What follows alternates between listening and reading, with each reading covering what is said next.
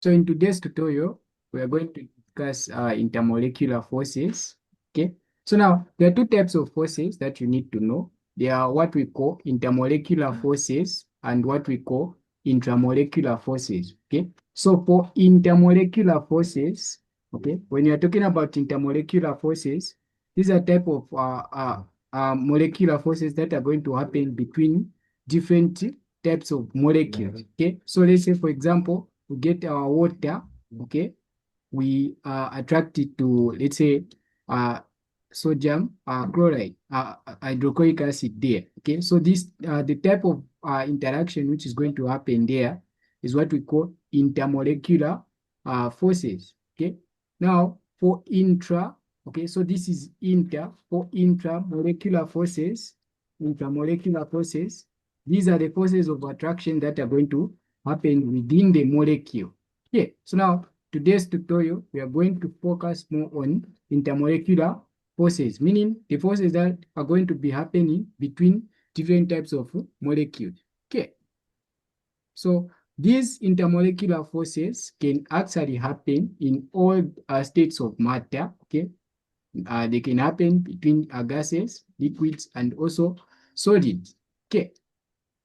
Okay, so we have different types of intermolecular forces. We have what we call dipole-dipole attractions. We have what we call ion-dipole attraction. We have dipole-induced dipole attractions. We also have what we call dispersion forces or London forces. We also have what we call hydrogen bond. Okay, so if we get our dipole-dipole interaction together with the dipole-induced dipole interaction, we put them together, we have what we call the van der Waals forces of attraction. Okay, so those are type of intermolecular forces that we can have. Okay, so now let's start discussing these intermolecular forces one by one. We start with the first one, which is the dipole-dipole attraction. Okay, so when you are talking about dipole-dipole attraction, these are type of interactions that are going to happen in polar molecules. Okay, so polar molecules are going to be molecules that are going to have charges. Okay, so for example, water.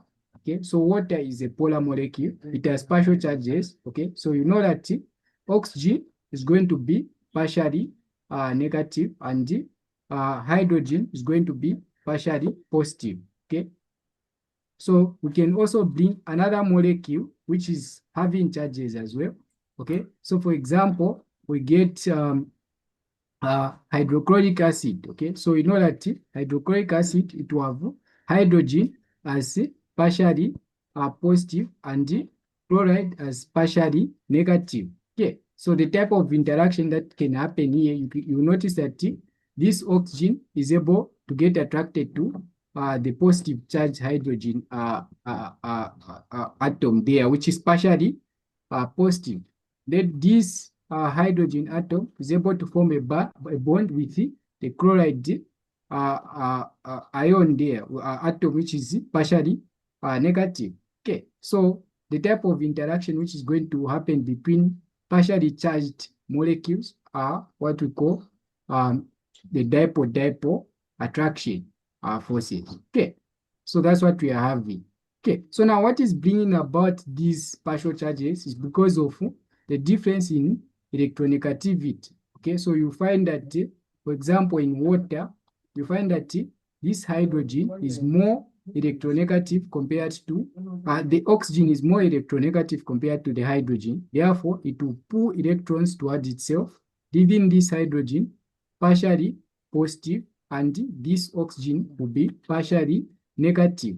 Okay, same with the hydrochloric acid there, we have hydrogen and chloride. Okay, so this chloride the chlorine atom is more electronegative than the hydrogen atom. The difference in electronegativity is big. Okay, so this one is more electronegative than the hydrogen atom there. Okay, so it will pull electrons towards itself, leaving this hydrogen atom partially positive, and itself it will become partially negative. And then we have these unlike charges, partial charges, which will are going to attract each other, forming those interactions. Okay, so that's what we have when it comes to dipole forces of attraction. Okay, so are we clear there on the dipole forces of attraction?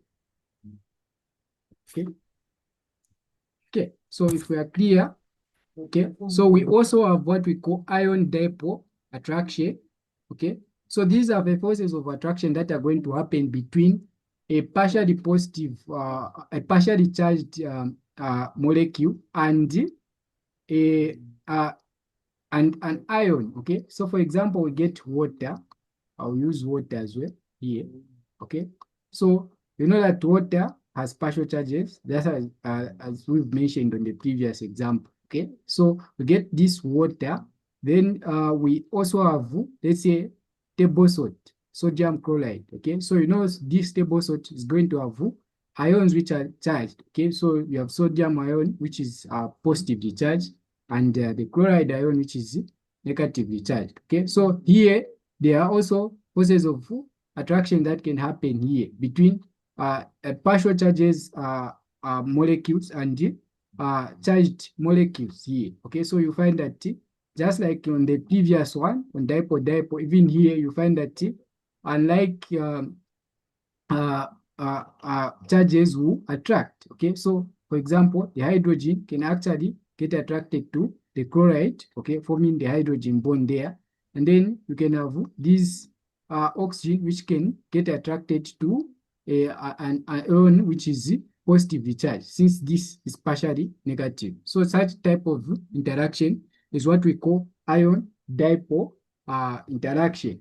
Okay, so now when we look at this type of attraction, it actually depends on three factors. Okay, so it depends with factors. It depends with in factors such as the strength. Okay, so you notice that how strong you are going to have this ion dipole attraction. Okay, so in terms of strength, this ion dipole attraction is going to be more stronger than the previous one, which is dipole forces of attraction. Okay, so that's one thing you need to take note of. Okay, so in terms of strength, this one is stronger than the dipole forces of attraction. Okay, so you can also have factors such as the ion charge. Okay, so the greater the ion charge, the stronger the ion dipole attraction. Okay, you can also have other factors such as the size. Okay, so let me just list them. Okay, so you can have we've talked about the strength. Okay, strength, we are saying this ion dipole attraction is stronger than the dipole forces of attraction. Okay, so this ion dipole is stronger than the dipole forces of attraction there. Okay, we are also saying in terms of strength, you find that when it comes to ion charge, okay, the one with greater ionic charge will have stronger ion dipole interaction. Okay, so the one with greater or higher charge will have strong ion dipole interaction. Okay, so when you talk about strong charges, we're talking about ions such as the magnesium ion, you can have the sodium ion, those have higher charges. Okay, so those ones are going to form strong ion dipole forces of attraction. Okay, so that's another thing you need to, that's another factor you need to take account to. Okay, you can also talk about the size of so the size of the ion. Okay, so you notice that the smaller the ion, the greater the strength of the ion dipole attraction. Okay, so we're saying the smaller the size, the greater the ion dipole forces of attraction. Okay, so you notice that small size particles are going to be closer to each other, so that will actually lead to a stronger ion dipole attraction. It's more like there is a greater surface tension for the interaction of those ions. Okay, so that's what you're having. Those are some of the things that will actually affect the ion dipole forces, the ion dipole attraction in terms of their strength. Okay, so I hope we are clear here on the ion dipole attraction and how differs from the the dipole forces of attraction. Okay, so I've also given I've given examples of ion dipole attractions and also dipole attraction. Okay, so that's what we have there. Okay, so we can move. Okay, so here we are being asked. Okay, so which one would form a stronger attraction with sodium? Okay, so we are being asked here to which one would form a stronger attraction with sodium. So between ammonia and NH2F there. Okay, so which one do you think is going to form stronger ion dipole attraction between sodium? Okay, so you're getting sodium to ammonia and sodium to NH2F. Okay, so which one will have a stronger ion dipole attraction there between the two? Okay.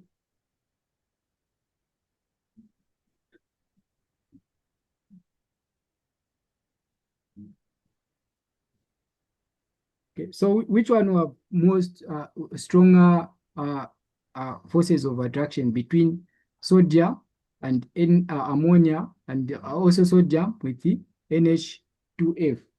Which one will have stronger? Okay.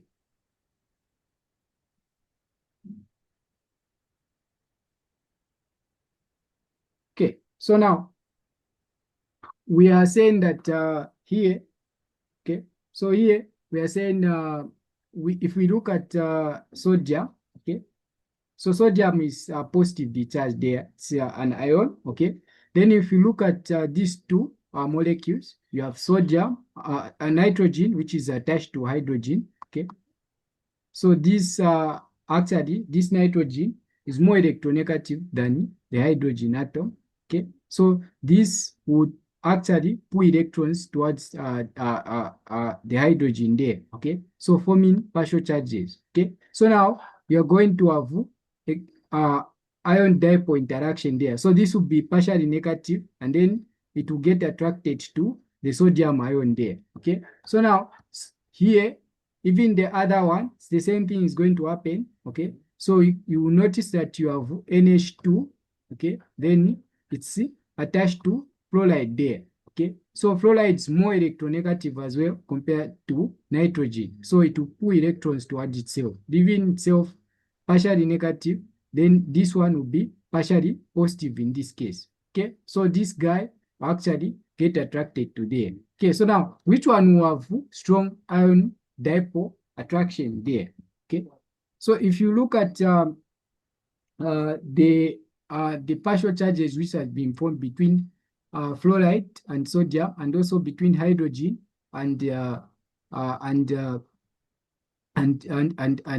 nitrogen there. Okay, so we are saying between nitrogen and hydrogen and between nitrogen and fluoride. Okay, so which one will actually have strong dipole moments here between the two? The one with stronger dipole moments, the one which is going to form stronger ion dipole attraction. So you notice that here, this one has greater dipole moment compared to the sodium hydrogen. Okay, so the electronegativity difference between sodium, between nitrogen and hydrogen here is very small compared to the electronegativity difference between your nitrogen and fluoride. The electronegativity difference here is very big. Okay, so this has greater dipole moment. Okay, this has greater dipole moment compared to here where you're having sodium and the hydrogen. The dipole moment which is there is a bit small compared to the other one. Okay, so the larger the dipole moment, the stronger the ion dipole attractions there. Okay, so here NH2F will actually have stronger ion dipole attraction compared to NH3. Okay, so I hope we are clear there why we are picking NH2 over NH3. Okay, I hope we are clear there. So NH2F is the one which is going to have greater ion dipole attraction. Okay. Okay, so the other type of interaction are what we call the dispersion forces or London forces. Okay, so we are saying these are forces of attraction that are going to happen between polar molecules, okay, or non-polar molecules. You notice that the other two, the ion dipole attraction and the dipole-dipole attraction, the forces of attraction there, we've noticed that those ones are actually happening in polar molecules, okay? But when it comes to dispersion forces or London forces, these ones, they will actually happen, they will occur in all species, including the non-polar molecules, okay? So these are just weak interactions between most of the molecules we have, okay? So I can give an example of, let's say you get a pen and a book, okay? So you put them together. So there's an interaction between that pen and a book, okay? So those weak interactions that are going to happen between a pen and a book are actually London forces, okay? So they are very weak forces of attraction, okay?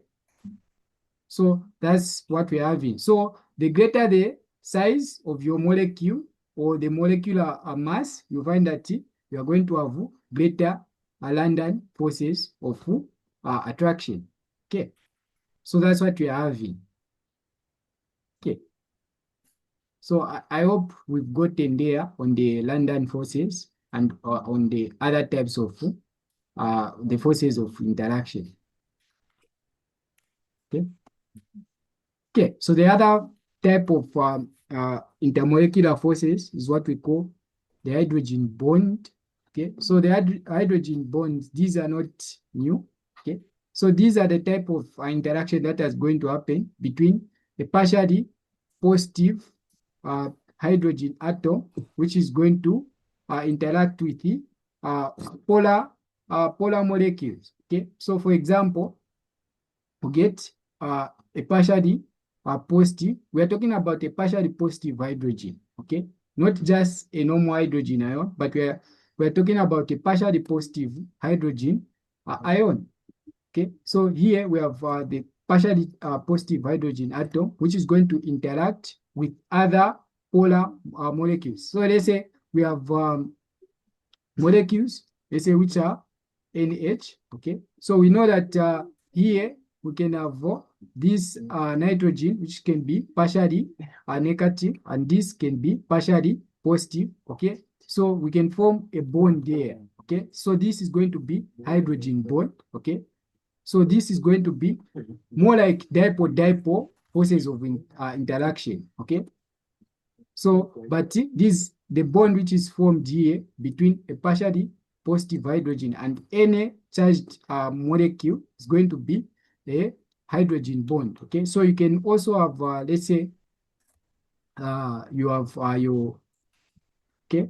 So your hydrochloric acid, then we bring the hydrogen. Let's say we bring hydrogen from water. This is partially positive, then this is partially negative, okay? This is partially positive as well, okay? So we can have this, which is going to interact with the partially negative chloride ion there, okay? So this is the bond which is formed here is what we call the hydrogen bond, okay? So it's a type of dipole-dipole interaction, okay?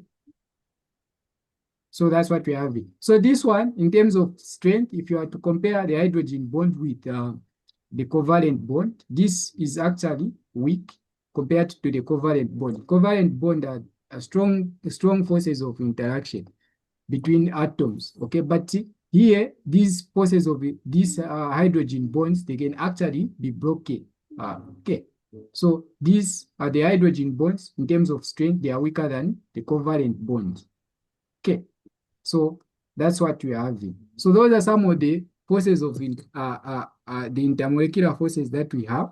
Okay, so let's solve some questions from the tutorial sheet. We see if we've gotten whatever we've done here.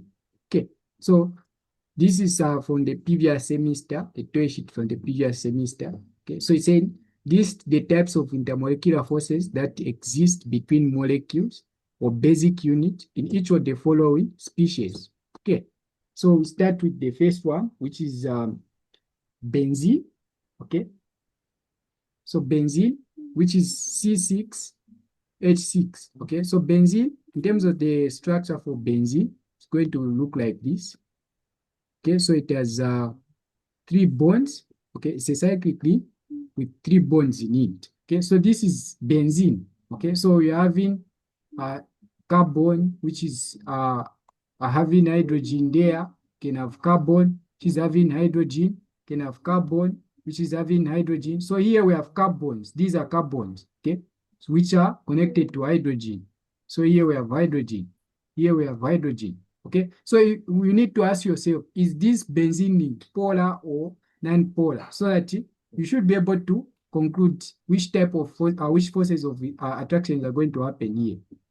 As we are moving, you've noticed that from the 4 types of intermolecular forces, you've noticed that only the London forces are the ones which are having, which are going to happen in non-polar molecules. Okay, so the first thing you need to ask yourself is, my molecule polar? Okay, if it's non-polar, just know that you are only going to have one type of intermolecular force. If it's polar, then you have to find out whether the interaction is between ions, is it between hydrogen bonds, is it forming hydrogen bonds, or is it between partial charges? Okay, whether we are going to have dipole-dipole. Okay, so let's answer this one. So we're having this benzene. Okay, so if you check, we have carbon and hydrogen. Okay, so the electronegativity difference between carbon and hydrogen is very small. So that means that this benzene is actually non-polar. Okay, so this benzene is non-polar. Okay, so if this benzene is non-polar, there's only one type of intermolecular force that is going to occur there, and that is going to be the London dispersion forces. Okay, that's the only type of intermolecular force that is going to happen there. Okay, so let's go to the second one. Okay, so the second one, we are going to have CH3. Okay, so let me just write it like this. Okay, so we have CH3. Okay, then you are also having chloride ion there. Okay, so now what type of interaction can occur here? Okay. Okay. Okay. So here, if we check, we have this carbon and the chloride there. Okay. So here, this chloride, carbon and the chlorine atom, this chlorine atom is more electronegative compared to the carbon. Okay. So actually, we are going to have this molecule, which is going to be polar. Okay. So this is going to be a polar molecule. Okay. So meaning the type of forces that are going to happen here are actually the dipole forces. Okay. So you're going to have dipole. Okay. So we can have dipole forces, or we can also have the London dispersion forces. Okay, so these are going to happen in all species, in all molecules, whether they are polar or non-polar. Okay, so here you're going to find London dispersion forces as well. Then we go to this one. Okay, so we have PF3. Okay. So about electronegativity. Okay. So here you notice that this is actually going to be partially okay, so let me just write it properly. Okay, so PF3, we have phosphorus, which is connected to 3 fluorine atoms there. Okay, so this fluorine atom is more more electronegative compared to the phosphorus there. So it will pull electrons to itself, towards itself, leaving it partially negative, and then this one will be partially positive. Okay, so meaning here this one can also form dipole forces of attraction or London dispersion forces. So that's what we are going to have. So let's go to this one. Okay. Okay. So we go to the next one. Okay. So now we have sodium chloride. So for sodium chloride, these are ions. Okay. So this sodium can actually be positive. If we are to get ions, this sodium can be positive. Then this chlorine can be negative. Okay. So meaning the forces of interaction that can happen there can be the ion dipole. Okay. So the ion dipole forces of interaction. Okay.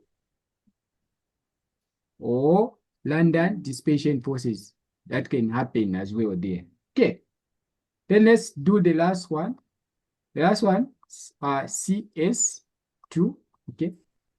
So we have CS2. Okay. So we have carbon which is attached to sulfur. Okay. So this sulfur is also more electronegative compared to carbon. So it will pull electrons towards itself, leaving the carbon partially positive, and this one will be partially negative. Okay, so notice that this one is actually also going to be the dipole. Okay, so this is going to be the dipole forces of attraction. Okay, or okay, so let's see. Okay, so if we check the electronegativity difference between sulfur, okay, so between sulfur and carbon, you notice that it's too small, actually. Okay, so here you notice that since the electronegativity difference between sulfur and carbon, you have sulfur and carbon, there the electronegativity difference is very small. Okay, so you won't have partial charges there. You are just going to have sulfur, carbon, which is going to have be attracted to sulfur and another sulfur. Okay, so the electronegativity difference is small between sulfur and carbon, so you are not going to have partial charges. Meaning the forces of attraction that can happen here are actually the London dispersion forces on. Okay, so that's what we have. So you notice that for you to answer here, you have to identify which molecules are polar and which ones are non-polar, and which ones are having ions in them. Okay, so for you to know the polar one, how the dipole moments are going to be formed, you need to understand the trend or the periodic table, which is more especially the electronegativity. Okay, so we need to know the electronegativity differences between some of the atoms on the periodic table. Okay, so I will come up with a video explaining the electronegativity differences. Then I will share it in the group. Okay, so that you should be able to know how you identify this atom is more electronegative than the other. Okay, so for today, we'll end here unless there's a question. Do we have a question?